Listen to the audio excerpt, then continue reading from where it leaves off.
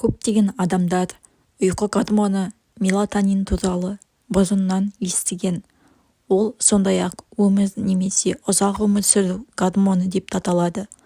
Ғалымдар бұл гормонның қасиеттерін әлі де зерттеп жатыр.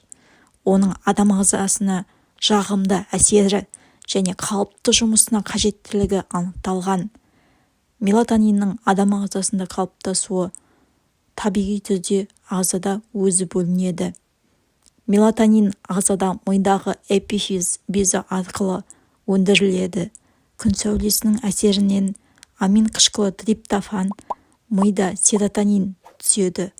Ол түнде мелатонинге айналады. Эпифизде синтезделгеннен кейін мелатонин жұлын ми сұйықтығына және қанға енеді. Сондықтан мелатониннің ағзада жеткілікті қалыптасуы үшін күндізгі уақытта далада жарты сағат немесе 1 сағат бойы жүру маңызды. Өндірілетін гормонның мөлшері тәулік мезгіліне байланысты. Түнде организмдегі барлық мелатониннің шамамен 70% өндіріледі. Яғни күндізгі уақытта аз, ал түнде көп синтезделеді.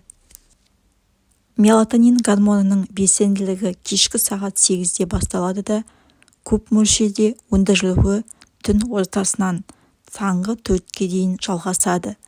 Сондықтан бұл сағаттарда қараңғы бөлмеде ұйықтау керек. Ересек адамда күн сайын 30 микрограмм мелатонин синтезделеді. Мелатониннің табиғи түрде қалыптасу деңгейін жоғарылату үшін бірнеше маңызды ережелерді сақтау қажет. Түнгі сағат 12-ге дейін ұйықтауға тырысыңыз. Егер түнгі сағат 12-ден кейін оянсаңыз, күңгірт жарық түрлерін қолданыңыз. Ағзаның күш-қуаты толық қалпына келу үшін ұйқы уақытын реттеңіз. Төсекке жатар алдында барлық жарық көздерін өшіріңіз, перделерді мықтап жабыңыз. Егер шамды өшіру мүмкін болмаса, ұйқыға арналған масканы қолданыңыз. Мелатонин гормонының негізгі қызметі адам денесінің тәуліктік ырғағын реттеу. Дәл осы гормонның арқасында біз дұрыс әрі терең ұйықтай аламыз. Ғалымдар мелатониннің адам ағзасына әсерін мұқият зерттей отырып, оның адам ағзасы үшін басқа да маңызды және пайдалы қасиеттерге ие екендігін анықтады. Ағзаның эндокриндік жүйесінің тиімді жұмысын қамтамасыз етеді. Қартаю процесін баяулатады. Ағзаны уақыт белдеуінің өзгеруіне бейімдеуге көмектеседі. Ағзаның иммундық жүйесін қорғайды. Антиоксиданттық әсерге ие. Стресстен және маусымдық депрессиямен күресуге көмектеседі.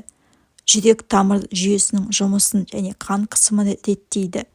Дененің ас қорыту жүйесінің жұмысына қатысады. Басқа гормондардың өндірілуіне әсер етеді. Адамның ми жасушаларына оң әсер етеді. Мелатониннің жетіспеушілігінен адамның қартаюы тез жүреді. Дене салмағының реттелуі бұзылады. Бұл семіздікке әкеледі.